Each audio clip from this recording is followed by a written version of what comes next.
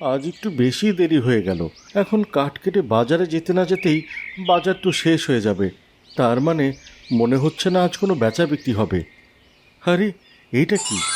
কাঠের এই অংশটা এত চকচক করছে কেন? গাছের মধ্যে থেকে এই কাঠি হবে হয়তো কোনো লোহা জাতীয় জিনিস, কিন্তু এটা গাছের মধ্যে ঢুকলো কি করে? না না, একে তো দেরি হয়ে গিয়েছে, তার উপরে লোহাটে এসে আবার ঝামেলা পাকিয়ে দিল। যাই, তাড়াতাড়ি যেগুলো কাঠ কেটেছি সেগুলো নিয়ে বরং বাজারের দিকে যাই। স্বপনদা এক কাঠুরিয়া।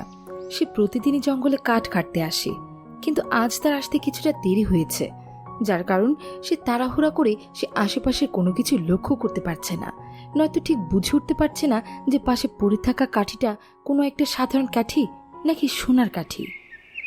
এইটাও সঙ্গে করে নিয়ে যাই। এখানে রেখে আর কি হবে? বাজারে 2-4 পয়সায় বিক্রি করতে পারলে যা আয় হবে তা দিয়েই কিছু না কিছু চলে যাবে। স্বপনদা কাঠিটা নিজের হাতে উঠিয়ে বাজারের দিকে রওনা হলো। ঠিক তখনই চারপাশে বাতাস ভারী হয়ে উঠল। পাখিরা থেমে গেল। জঙ্গলের পরিবেশে অদ্ভুত পরিবর্তন এলো। শস্য শব্দ বাতাসে বইতে শুরু করলো। এ কি হলো? আবহাওয়া হঠাৎ করে এরম করে পরিবর্তন হয়ে গেল কেন? মনে হচ্ছে ঝড় বৃষ্টি আসবে। যাই যাই, তাড়াতাড়ি বাজারে গিয়ে কাঠগুলো বিক্রি করে আসি। স্বপনদা বাজারে কাঠ বিক্রি করে বাড়ি ফিরল। সোনার কাঠি তার হাতে, সেই দিকে তার খেয়ালই নেই। বাড়িতে ফিরতেই তার নজর তার হাতের কাঠির দিকে পড়ল। আরে, এই কাঠিটা তো বিক্রি করার কথা ভুলেই গেছি। থাকগে, কাঠিটার আর কি হবে, এটা বরং আমার কাছেই কোথাও রেখে দেই। স্বপনদা এখনো খেয়াল করেনি যে এটা একটি সোনার কাঠি। স্বপনদা কাঠিটা অমনোযোগী হয়ে টেবিলের উপর রেখে দিল। যাই, বাড়ির কাজগুলো সেরে ফেলি। তপনটা আবার কখন কলেজ থেকে ফিরে আসবে কে জানে, এসেই তো খাবার চাইবে। স্বপনদার এক ছোট ভাই আছে, নাম তপন। বাবা মা মারা যাওয়ার পর স্বপনদাই তাকে মানুষ করেছে। জঙ্গলে কাঠ কেটে সেই তপনকে পড়াশোনা করাচ্ছে। সন্ধ্যার পর তপন বাড়ি ফিরে এলো। দাদা, কোথায় তুমি? কি হয়েছে? এত চিৎকার করে ডাকছিস কেন? তোমার সাথে আমার কিছু কথা আছে। কথা পরে হবে, আগে হাত মুখ ধুয়ে খেতে বস। দাদার মুখের কথা যেন তপনের জন্য প্রথম ও শেষ কথা। তপন আর কিছু বলল না। দাদার কথা মতো সে হাত মুখ ধুয়ে খেতে বসল। রাতের বেলা অন্ধকারে চাদরে ঢাকা গভীর জঙ্গল। গাছের পাতা শাঁসা করে নড়ছে, যেন কেউ ফিসফিসে কথা বলছে। দূরে কোথাও পেঁচার ডাক ভেসে আসছে। হঠাৎই স্বপনদা কাটাসি গাছের গুড়ি থেকে এক অদ্ভুত আলো বাতাসের সাথে স্বপনদার বাড়িতে এলো। দরজায় কড়া নাড়ল। এত রাতে আবার কে এলো? তুই থাক, আমি দেখছি। স্বপনদা এগিয়ে গিয়ে দরজা খুলে দিল, কিন্তু বাইরে কেউ নেই। একদম শুনশান, শুধু রাতের অন্ধকার আর আকাশে জ্যোৎস্নার আলো। কে কে ওখানে? কে দাদা? না না, কেউ না। স্বপনদার দরজা বন্ধ করে দেয়। এরপর স্বপন ঘুমিয়ে পড়ে। টেবিলের উপর পড়ে আছে সেই কাঠিটাও। ওটা থেকে আলো ছড়িয়ে পড়েছে। রাত গভীর, ঘরের ভেতর আলো মিটমিট করছে। তপন পাশের ঘরে বসে বই পড়ছে। হঠাৎ রান্নাঘর থেকে একটি আওয়াজ আসে, গ্লাস পড়ে ভাঙার শব্দ। তপন চমকে ওঠে। কে? দাদা, তুমি কি রান্না করে? কোনো উত্তর নেই। তপন ধীরে ধীরে রান্নাঘরের দিকে এগিয়ে যায়। ঘরের দরজায় ছায়ার কিছু একটা নড়ল। সে থেমে যায়। হৃৎপিণ্ডটা ডিপডিপ করছে। ধীরে ধীরে সে রান্নাঘরে ঢুকে দেখে সব স্বাভাবিক। আরে, দাদা তো এখানে নেই। তাহলে শব্দ হলো কিসে? কোনো বিড়াল হতে পারে হয়তো। তপন রান্নাঘর থেকে চলে যাচ্ছিল, কিন্তু হঠাৎ জানালার কাছে কুয়াশার মতো একটা ছায়া ভেসে ওঠে। সে পেছনে তাকায়, কিন্তু সেখানে কেউ নেই। সে আতঙ্কিত হয়ে দৌড়ে স্বপনের ঘরে যায়।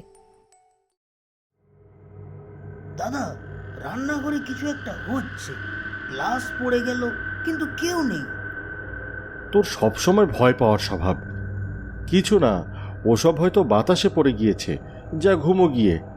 না দাদা, জানালার কাছে কারো ছায়া দেখতে পেয়েছি আমি। রাত জেগে পড়তে পড়তে তোর মাথাটাই খারাপ হয়ে গিয়েছে। যা, গিয়ে ঘুমিয়ে পড় বলছি। স্বপন তা সবকিছুকেই স্বাভাবিক ভাবছিল, কিন্তু হঠাৎই ঘরের লাইট চলে গেল। অদ্ভুত এক আওয়াজ ভেসে আসছে। হঠাৎই তাকিয়ে দেখে দরজার বাইরে ছায়া নড়ছে। স্বপনদার গা শিউরে ওঠে।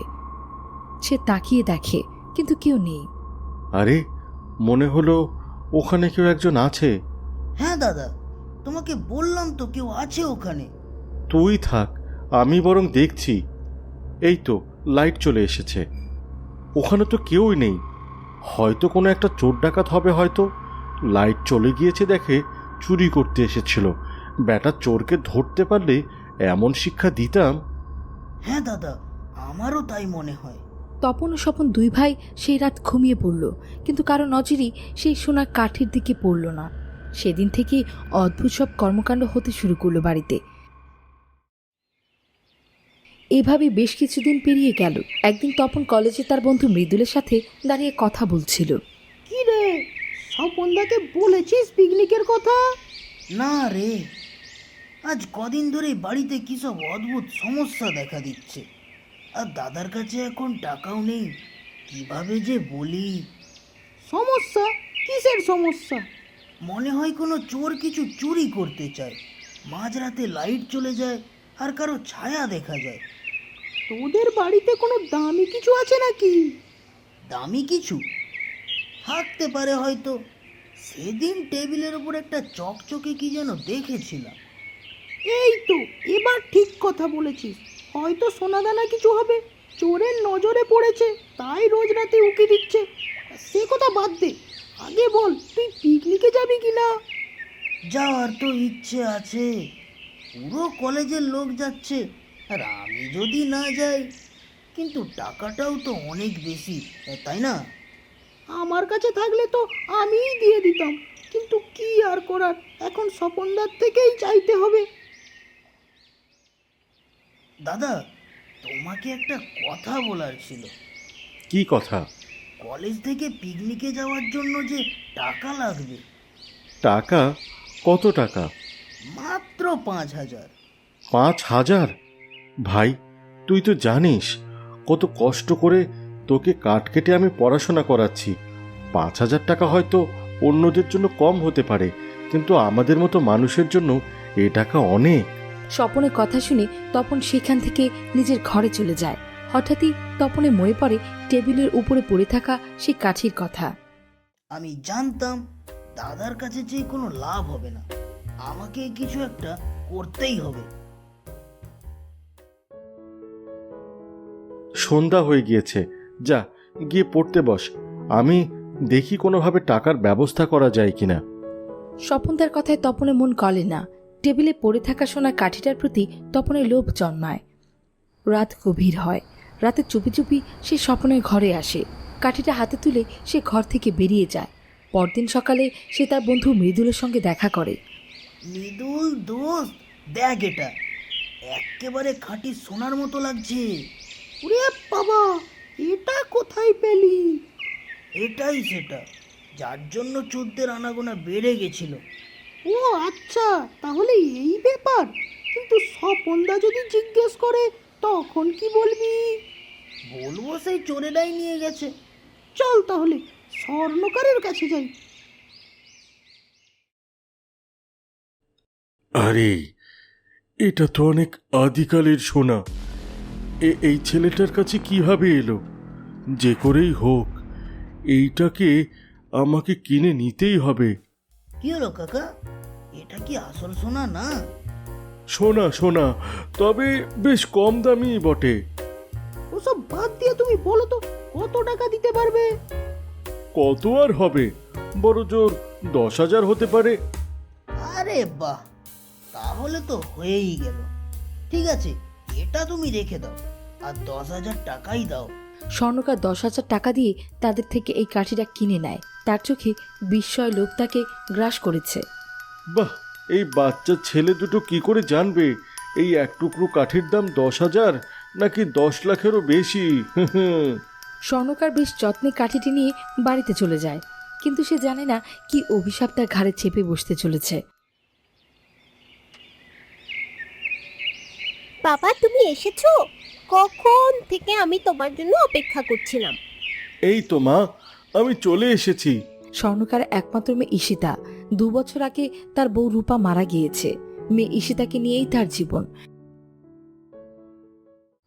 রাতে সে সোনার কাঠিটা লকারে তুলে রাখলো।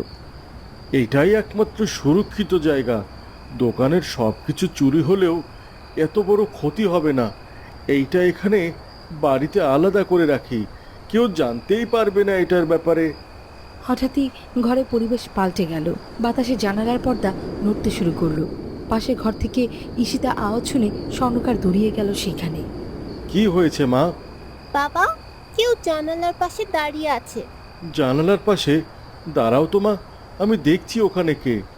স্বর্ণকার জানালার কাছে এগিয়ে গেল। সে এক ছায়া দেখতে পেল, যা ধীরে ধীরে অন্ধকারে মিশে গেল। এটা কি?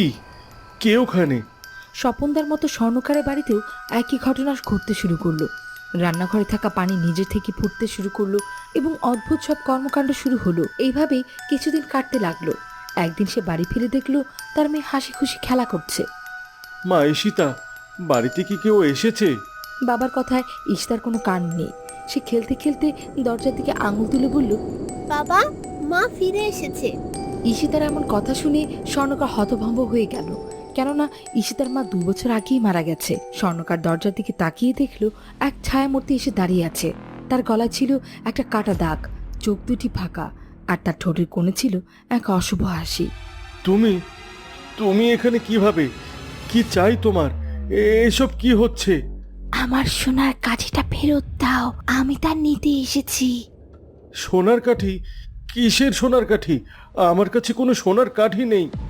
ঈশিতা আমার মেয়ে, তাই ওকে কিছু বলিনি, কিন্তু তোমাকে চাইলে আমি শেষ করে দিতে পারি। তার এমন কথা শুনে স্বর্ণকার ভয় পেয়ে গেল। সে তাড়াতাড়ি লকার থেকে সোনার কাঠিটা বের করে আত্মাটাকে দিয়ে দিল।